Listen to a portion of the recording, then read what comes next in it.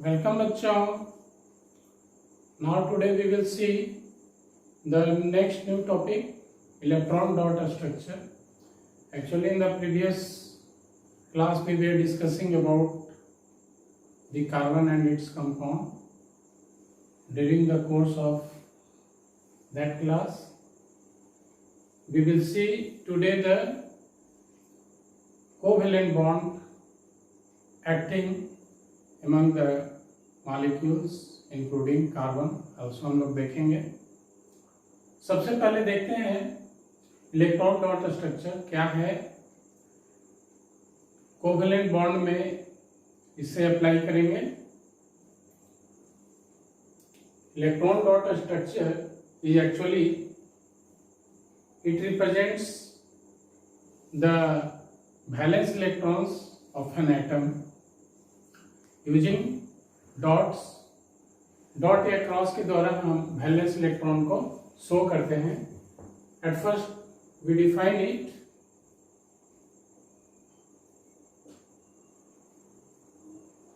Electron dot structure it is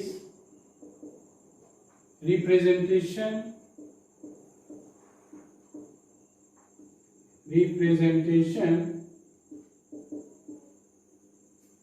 of the valence electrons of the atom, valence electrons of the atom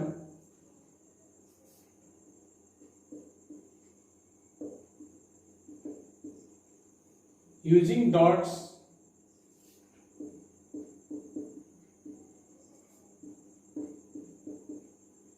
around the symbol of the element, around the symbol of the element.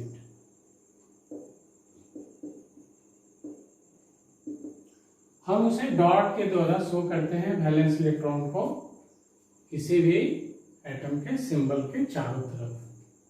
तो जितना dot होगा that is the valence electrons. So here we can write down the number of dots equals to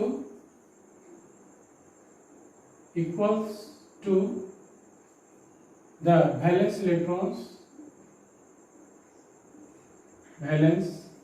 electrons of each atom. Now we will see what signifies electron dot structure. इसका महत्व क्या है, क्यों इसे हम इस्तेमाल करते हैं, सिग्निफिकेंस ऑफ इट, क्या इसका इंपॉर्टेंस है। Number 1, electron dot structure displays the bond formation, number of bonds कितना फॉर्म हुआ एटम्स के बीच में वो डिस्प्ले करता है। displays the number of bonds formed between atoms. Next,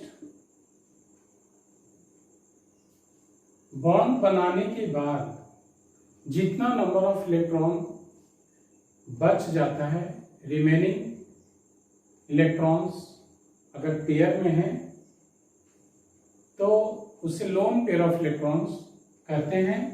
so it also shows the lone pair of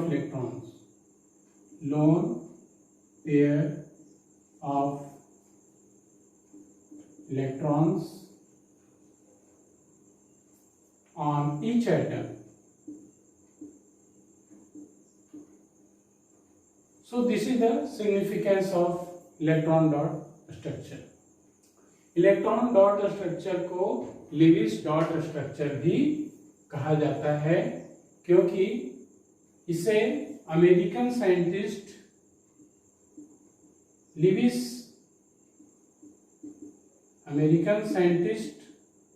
sir Lewis के द्वारा ये स्ट्रक्चर प्रपोज किया गया था। So it is also called Lewis और electron dot structure. Now we will see some examples to clarify the definition of it. सबसे पहले actually हमें कार्बन का कोवेलेंट बॉन्ड के बारे में देखना है, परंतु उसके पहले सम सिंपल एग्जांपल्स को पहले देख लेते हैं। I think the simplest example is hydrogen. सबसे पहले वहीं से स्टार्ट करते हैं। Hydrogen number 1 examples. Hydrogen H2। अब इनका वैलेंस इलेक्ट्रॉन देखना है, तो हाइड्रोजन का एटॉमिक नंबर 1 होता है, एक इलेक्ट्रॉन ही है उसके पास, वही उसका वैलेंस इलेक्ट्रॉन हो गया 1s1। तो 2 हाइड्रोजन है, दोनों हाइड्रोजन के पास एक एक इलेक्ट्रॉन है। तो कोई भी एटम स्टेबिलिटी प्राप्त करना चाहता है। अब इसके पास एक इलेक्ट्रॉन है, ये चाहता है कि मेरे पास कम से कम 2 इलेक्ट्रॉन हो जाए। तो न तो ए इसको दे सकता है, न ए इसको दे सकता है। अगर देने के बाद इनका इलेक्ट्रॉन समाप्त हो जाएगा। सो 2 इलेक्ट्रॉन को पूरा करने के लिए ये आपस में शेयर करते हैं एक एक इलेक्ट्रॉन का, और उस दोनों इलेक्ट्रॉन पे दोनों का अधिकार होता है। और वो इस तरह से शेयर करते हैं, एक इलेक्ट्रॉन इस हाइड्रोजन का और एक इलेक्ट्रॉन इस हाइड्रोजन का थोड़ा खिसक करके बीच में आ जाते हैं, और इस पर इनका भी राइट हो गया और इस पर इनका भी राइट हो गया। तो इस तरह से एक पेयर ऑफ इलेक्ट्रॉन जो बॉन्ड में हिस्सा ले रहा है उसे कहते हैं bond pair of electrons. This is called bond pair of, एक जोड़ी है, so bond pair of electrons, क्योंकि ये बॉन्ड में हिस्सा लिया है। इसके बाद इस एटम पे कोई भी एक्स्ट्रा इलेक्ट्रॉन नहीं बच रहा है, सो लोन पेयर ऑफ इलेक्ट्रॉन इसमें नहीं है।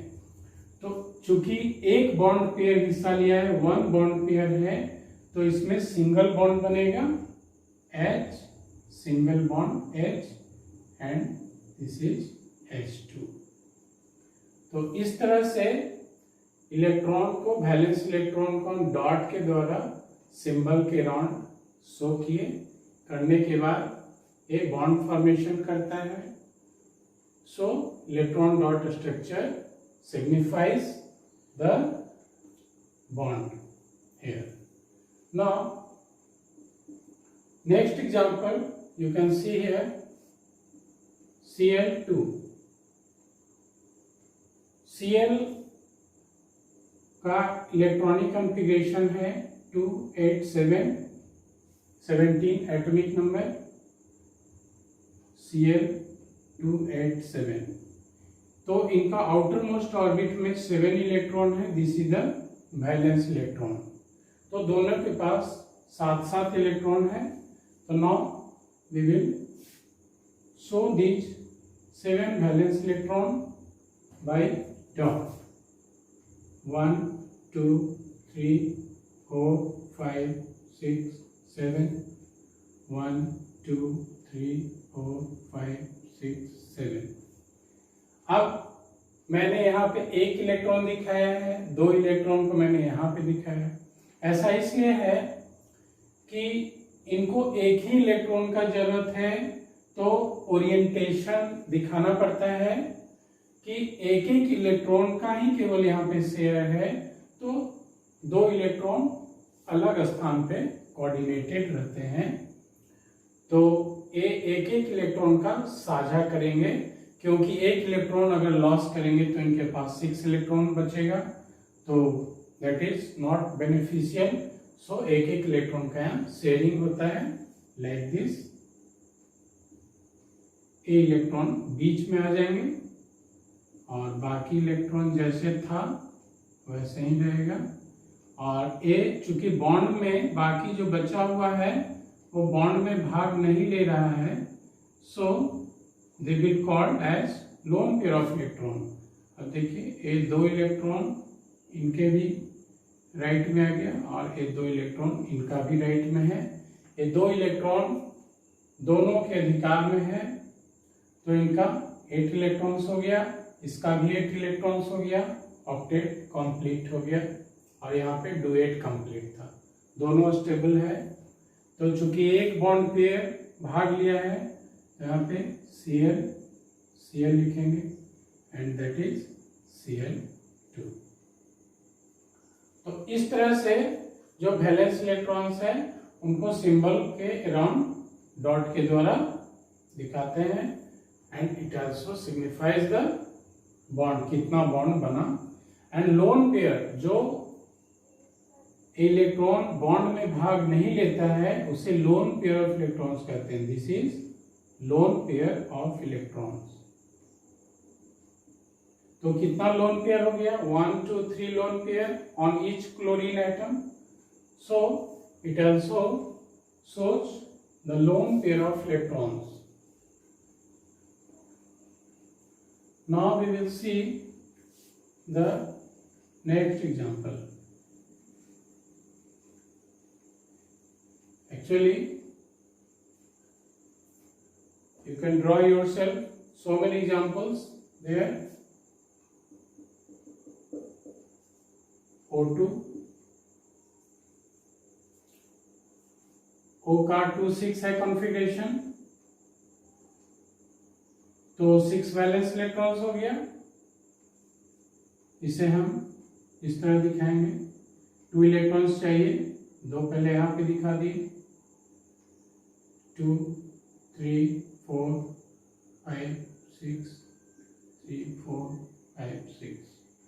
अब इन्हें भी 2 इलेक्ट्रॉन चाहिए, इन्हें भी 2 इलेक्ट्रॉन चाहिए, दो इलेक्ट्रॉन का शेयर करेंगे, तो ये 2 इलेक्ट्रॉन बीच में आ जाता है शेयर करने के लिए पास में, और ये जो है बाकी दो इलेक्ट्रॉन लोन पेयर के रूप में बच जाता है, और इस पे इनका भी राइट हो गया और इस पे इनका भी राइट हो गया। अब ये बॉन्ड पेयर 2 बॉन्ड पेयर हो गया, 2 bond pair of electrons, 2 bond pair of electrons. तो एक बॉन्ड पेयर से एक सिंगल बॉन्ड, 2 बॉन्ड पेयर से 2 सिंगल बॉन्ड, तो इस तरह से ये 2 सिंगल बॉन्ड मतलब एक डबल बॉन्ड बना, और लोन पेयर 2 लोन पेयर दोनों पे बचा हुआ रहेगा, और इस जो है रिप्रेजेंट करता है O2। सो एक डबल बॉन्ड बनता है, 2 बॉन्ड बना, सो इलेक्ट्रॉन डॉट स्ट्रक्चर ये मॉलिक्यूल के स्ट्रक्चर को भी रिप्रेजेंट करता है, कितना बॉन्ड बना, कितना लोन पेयर बना, उसी से जो है मॉलिक्यूल का स्ट्रक्चर भी डिटरमाइन होता है। नाउ N2,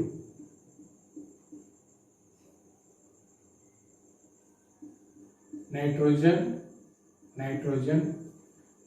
का 7 है, 2 5 वैलेंस इलेक्ट्रॉन है, इनको 3 चाहिए, तो यहाँ पे पहले ही 3 यहाँ पे दिखा दे रहे हैं, 3 और 2 इलेक्ट्रॉन बच जाएगा, 1 2 3, 3 इलेक्ट्रॉन का शेयर होगा, 3 3 6 2 8 हो जाएगा इनका, तो इस पे इनका पूरा राइट हो गया, और इस पे इनका भी पूरा राइट हो गया। तो 3 बॉन्ड पेयर हो गया यहाँ पे, 3 बॉन्ड पेयर ऑफ इलेक्ट्रॉन्स। तो 3 सिंगल बॉन्ड हो जाएगा दिस, और लोन पेयर दोनों पे एक एक लोन पेयर हो गया, so it shows N2. Now you can draw the electron dot structure of NH3 ammonia. Lone pair का बहुत ही महत्व है मॉलिक्यूल के स्ट्रक्चर को डिटरमाइन करने में। Now we will see the structure of ammonia next.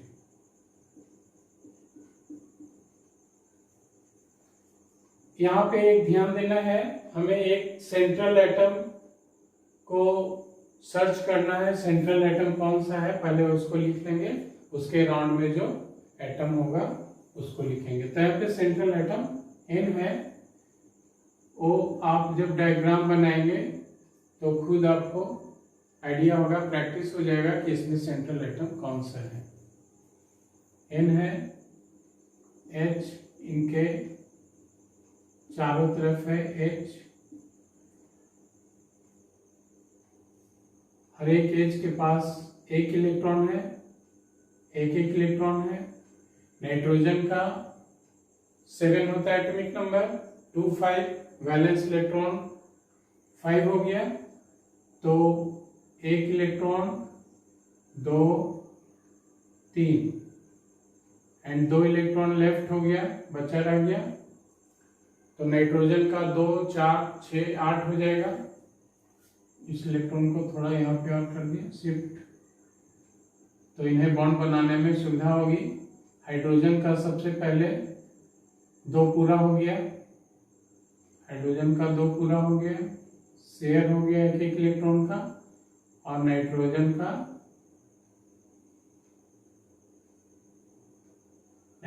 का भी टोटल 8 हो गया।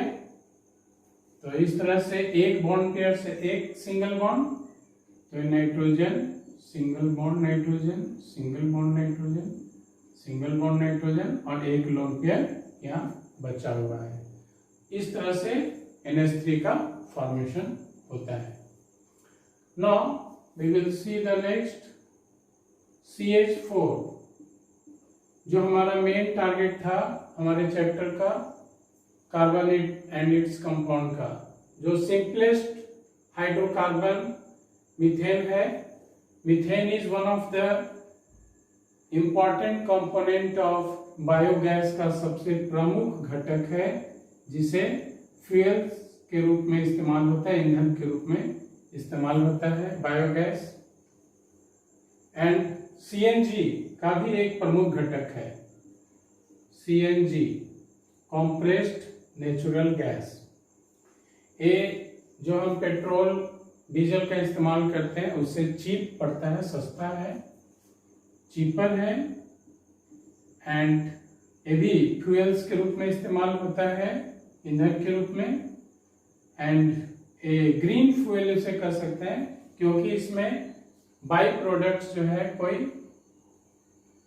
टॉक्सिकेंट्स नहीं आता है। सो ए ग्रीन फ्यूल्स के रूप से भी इन्हें जाना जाता है। अगर व्हीकल्स में इसका उपयोग कर रहे हैं तो हमारे व्हीकल्स का मेंटेनेंस कॉस्ट भी घट जाता है, क्योंकि इंजन के लिए ये काफ़ी एफिशिएंट है और इंजन के सिस्टम को कहीं भी डैमेज नहीं करता है। So reduces the maintenance cost, reduces maintenance cost, it means a environment friendly है। ग्रीन फ्यूल्स का मतलब ही है environment friendly है। तो अब CH4 का स्ट्रक्चर देखते हैं। चूंकि ये सेंट्रल एटम है कार्बन, इनके चारों तरफ हाइड्रोजन है, हाइड्रोजन को यहाँ पे पुट कर देंगे चारों तरफ। सभी हाइड्रोजन के पास एक इलेक्ट्रॉन है, कार्बन के पास 4 वैलेंस इलेक्ट्रॉन्स है, 6 एटॉमिक नंबर 2 4, सो 4 वैलेंस इलेक्ट्रॉन 1 2 3 4।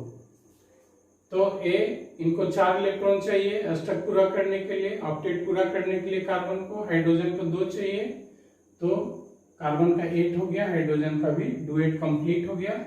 तो सबसे पहले हाइड्रोजन को दे देते हैं, छोटा है, इनको सबसे पहले दे दिए।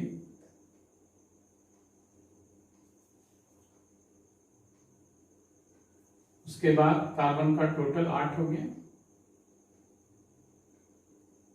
क्योंकि किसी भी पार्टी फंक्शन में छोटे बच्चे को पहले खिला दिया जाता है, इसलिए छोटे बच्चे को पहले दे दिए, तब बड़े बच्चे आए। तो कार्बन का टोटल 8 हो गया। अब यहाँ पे कितना बॉन्ड पेयर है, 1 2 3 4 बॉन्ड पेयर, 4 सिंगल बॉन्ड हो गया। तो C H H H and H. इस तरह से ए मीथेन गैस का निर्माण करते हैं, और इनके बीच का जो बॉन्ड स्ट्रेंथ है वो मजबूत होता है। Covalent bond between the atom in A molecule is stronger, लेकिन CH4 के बीच का जो बॉन्ड स्ट्रेंथ है वो कमजोर होता है। इंटरमॉलिक्यूलर फोर्स मतलब मॉलिक्यूल के बीच का जो फोर्स है वो वीक होता है, परंतु अपने मॉलिक्यूल के अंदर में एटम के बीच का कोवेलेंट बॉन्ड स्ट्रांग होता है। तो चूंकि मॉलिक्यूल के बीच का फोर्स, इंटरमॉलिक्यूलर फोर्स वीक है, कमजोर है, इसलिए इनमें melting point and boiling point low हो जाता है, क्योंकि इसमें कोई आयन डेवलप नहीं होता है, कोई आयनिक इलेक्ट्रोस्टैटिक फोर्स ऑफ अट्रैक्शन नहीं होता है जैसे आयनिक बॉन्ड में होता है। यहाँ पे इंटरमॉलिक्यूलर फोर्स मॉलिक्यूल के बीच में वीकर हो जाता है। So now the next we will see the electron dot structure of special examples like sulphur, carbon dioxide से हम देखते हैं। सल्फर का खास स्ट्रक्चर होता है क्राउन स्ट्रक्चर, जिसे राजा का मुकुट भी कहा जाता है। सबसे पहले सिंपल एग्जांपल लेते हैं CO2। इसमें सेंट्रल एटम कार्बन है, कार्बन का वैलेंस इलेक्ट्रॉन 4 होता है, ऑक्सीजन का 6 होता है। ऑक्सीजन दोनों तरफ एक एक ऑक्सीजन दे दिए, और ऑक्सीजन का 6 है वैलेंस इलेक्ट्रॉन्स, इनको 2 चाहिए, तो यहाँ पे 2 सामने में रख दिए, और यहाँ पे 2 2 4 6 हो गया। इधर भी 2 इलेक्ट्रॉन, ऑक्सीजन का 6 वैलेंस इलेक्ट्रॉन्स हो गया denoted by dots, and carbon का भी 4 वैलेंस इलेक्ट्रॉन है, इसे भी यहाँ पे हमने शो कर दिया। अब कार्बन को 8 चाहिए, ऑक्सीजन को भी 8 होना चाहिए, तो देखिए 6 पहले से है, 2 इलेक्ट्रॉन अगर इनको मिल जाए तो इनका 8 हो जाएगा। तो 2 इलेक्ट्रॉन का साझेदारी हुआ दोनों में, तो ऑक्सीजन को सबसे पहले दे दिए, 8 हो गया। यहाँ पे ऑक्सीजन का 2 इलेक्ट्रॉन से साझेदारी हुआ, इनका भी 8 हो गया। कार्बन का ये 4 पहले अपना था, और ये बाकी 2 इलेक्ट्रॉन इनका हो गया, 8 हो गया। तो इस तरह से ये बॉन्ड पेयर यहाँ पे कितना हो गया, 2 बॉन्ड पेयर है, यहाँ पे 2 बॉन्ड पेयर है, मतलब यहाँ पे 2 सिंगल बॉन्ड 2 सिंगल बॉन्ड। तो ये जो है carbon 2 single bond oxygen, 2 single bond oxygen, lone pair 2 ठो बच गया, लोन पेयर 2 ठो बच गया। तो जितना बॉन्ड पेयर है उतना सिंगल बॉन्ड डिनोट कर देंगे, तो उसको बोलेंगे एक डबल बॉन्ड बोलते हैं, एक double bond. So This is the required structure of CO2. Now the special example sulphur S जो S8 के रूप में एग्जिस्ट करता है, इनका स्ट्रक्चर पहले रिंग के द्वारा बनाते हैं, देन क्राउन स्ट्रक्चर बनाएंगे। काफी सिंपल है, अंगूठी पहनते हैं, अंगूठी के तरह गोल इनका स्ट्रक्चर हो जाएगा। तो 8 सल्फर ड्रॉ कर लेते हैं।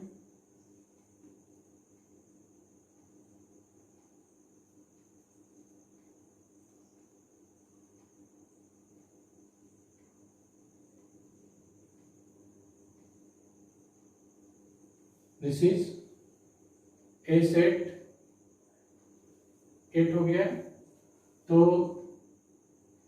इनका 2 इलेक्ट्रॉन, सभी पे वैलेंस इलेक्ट्रॉन 6, जैसे ऑक्सीजन में 6 होता है उसी तरह उसी ग्रुप में सल्फर भी है, वैलेंस इलेक्ट्रॉन 6 होगा। इनका एटॉमिक नंबर 16 होता है, 286, 6 वैलेंस इलेक्ट्रॉन्स हो गया। तो यहाँ पे वैलेंस इलेक्ट्रॉन दिखा देंगे, एक इधर दिखाएंगे, एक इधर दिखाएंगे। यहाँ भी 2, 4 और इनका एक यहाँ पे दे देते हैं और इनका भी एक यहाँ पे दे दिए। इनका सल्फर का 2, 4, 2, 4 और एक यहाँ पे दे दिए और एक यहाँ पे दे दिए। तो ये देखिए 2, 4, 6, 8। अब इस पे इनका पूरा राइट हो गया, एक इलेक्ट्रॉन का साझेदारी हो गया। एक इलेक्ट्रॉन का मीन्स ए सिंगल बॉन्ड बना। अब यहाँ 2, 4, फिर इनका भी शो कर दीजिए यहाँ पे।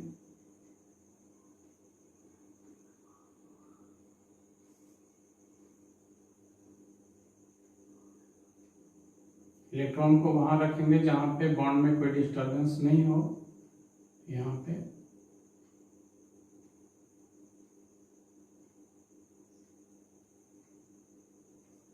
तो अब ये हो गया 4, 2 इलेक्ट्रॉन का साझेदारी होना है।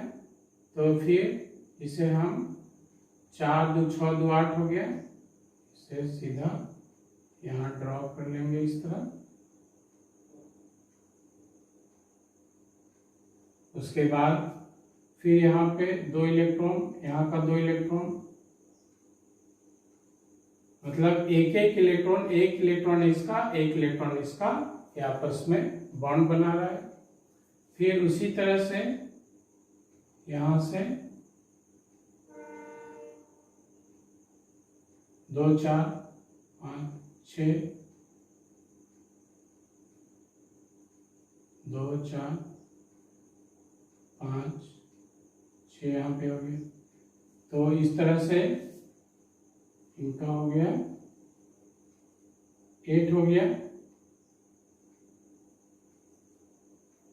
उसके बाद ये पूरा को लेकर के इनका भी 8 हो गया। 2, 4, 5 और एक इधर दे दीजिए। तो इनका हो गया टोटल 8 और उसी तरह से इनका हो गया टोटल 8, उसी तरह से इनका हो गया total 8।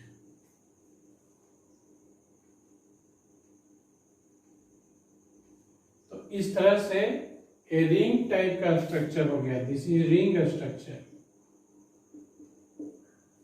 But actually it exist as a crown structure. Crown structure के रूप में एग्जिस्ट करता है। वो किस तरह है, राजा का मुकुट है वो, उस तरह से भी इसे रिप्रेजेंट करते हैं। Now we will see the crown structure of sulphur. Single bond बनता है,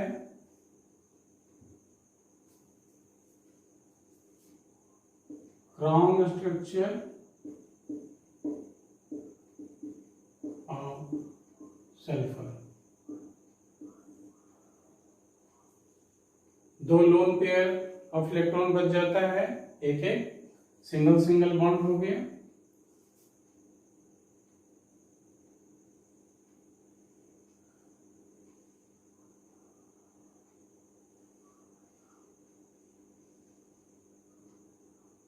this is the crown structure of sulphur.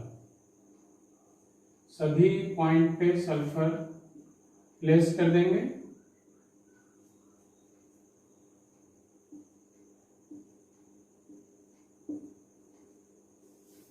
सभी पे दो दो इलेक्ट्रॉन, दो दो lone pair of electron show करेंगे।